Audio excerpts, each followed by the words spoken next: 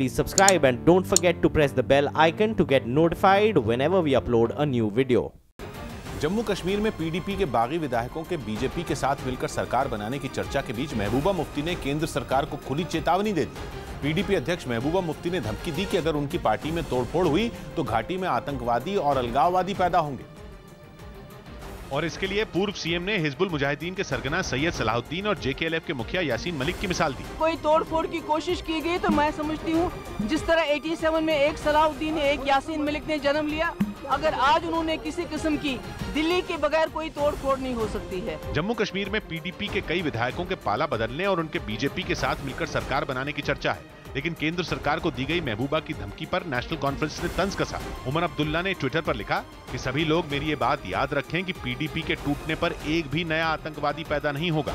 कश्मीरी वोटों को बांटने के लिए दिल्ली में बनाई गई एक पार्टी के खत्म होने पर लोग मातम नहीं मनाएंगे।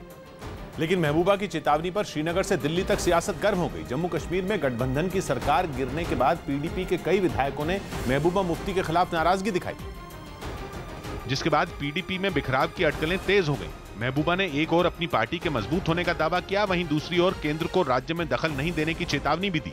महबूबा के तीखे तेवर पर बीजेपी ने भी सख्त रुख दिखाया। शेख सलाहुद्दीन हो या यासीन मलिक जैसे लोगों की बात करना कश्मीरियों के उन परिवार के लोगों को जिनकी जाने गई हैं, उनके जख्मों के ऊपर नमक छिड़कने के बराबर है। वहीं महबूबा पर हमला बोलने वालों में खुद उनकी पार्टी के बागी नेता भी शामिल रहे। जिस लिए हमने आपको अपना लीडर चुना था वो चीजें आप पूरी कर नहीं पाए। अब चूंकि उनके घर में प्रॉब्लम है, जब उनकी पार्टी में प्रॉब्लम है, वो हर एक चीज थोपना चाहती है दिल्ली पर। पीडीपी के बागी विधायक ने महबूबा मुफ्ती के बयान को बचकाना बताया। साथ ही आरोप लगाया कि सीएम के तौर पर महबूबा राज्य की उम्मीदों को पूरा करने में नाकाम रहे। उधर जम्मू कश्मीर के पूर्व सीएम के बयान पर केंद्र में भी हलचल बढ़ गई, जिसके बाद केंद्रीय मंत्री मुख्तार अब्बास नकवी सामने आए और केंद्र सरकार का बचाव करते हुए महबूबा को अपनी पार्टी संभालने की नसीहत दी। हम तोड़ने पे यकीन नहीं करते, जोड़ने पे यकीन करते हैं। घर संभल नहीं रहा है और मोहल्ले में शोर मचा रहे हैं। वहीं कांग्रेस ने पीडीपी और बीजेपी पर एक साथ निशाना साधा। बीजेपी के साथ जब उन्होंने 4 साल पहले हाथ मिलाए थे तो क्या उनको कुछ पता नहीं? कांग्रेस ने आरोप लगाया कि पीडीपी और बीजेपी गठबंधन की सरकार के दौरान कश्मीर में आतंकवाद को बढ़ावा मिला।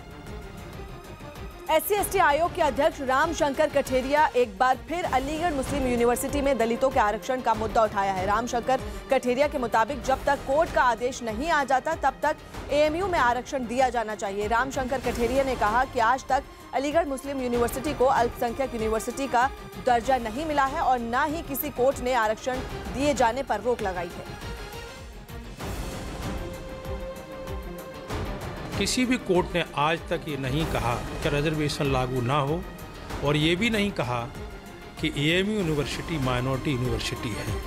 तो जब तक कोर्ट ने डिसीजन नहीं दिया तब तक रिजर्वेशन वहाँ लागू है, और रिजर्वेशन जब लागू है तो प्रवेश क्यों नहीं दिया जा रहा है।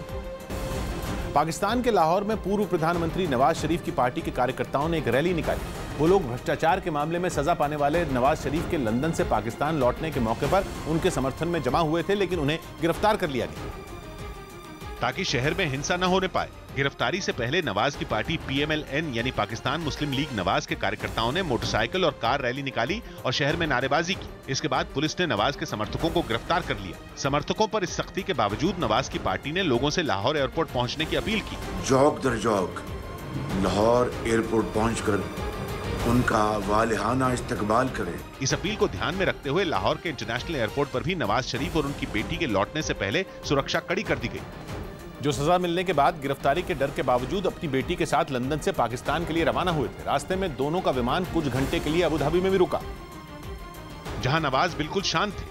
उनकी बेटी मरियम के चेहरे पर भी गिरफ्तारी का डर नहीं दिखा। इससे पहले नवाज शरीफ ने विमान से पाकिस्तान के लोगों के लिए एक संदेश जारी किया। मुझे 10 साल की सजा हुई है और मुझे सीधा जेल खाने में लेके जाया जाएगा। ये आपके लिए कर रहा हूँ, ये कुर्बानी मैं आपकी नस्लों के लिए दे रहा हूँ। अबू धाबी में नवाज शरीफ ने दावा किया कि उन पर भ्रष्टाचार का मामला साबित नहीं हुआ। पिछले हफ्ते इस्लामाबाद में एक अदालत ने उन्हें भ्रष्टाचार की कमाई से लंदन के एवनफील्ड में फ्लैट खरीदने का दोषी करार दिया था। इस मामले में उन्हें 10 साल और उनकी बेटी मरियम को 7 साल की सजा दी गई। नवाज के दामाद और उनके 2 बेटों को भी सजा मिली, लेकिन नवाज ने उन्हें मिली सजा को चुनाव से जोड़कर उसके निष्पक्ष होने पर ही सवाल खड़े कर दिए। जो कुछ हो चुका है अभी तक, क्या साख रह गई है? तो अगर क्रेडिबिलिटी नहीं इलेक्शंस की तो फिर कौन मानेगा उन इलेक्शंस के रिजल्ट को? फिर भी माना जा रहा है कि नवाज शरीफ ने पाकिस्तान आने का फैसला इसलिए किया ताकि चुनाव में उनकी पार्टी अच्छा प्रदर्शन करे और ज्यादा से ज्यादा सीट जीत सके।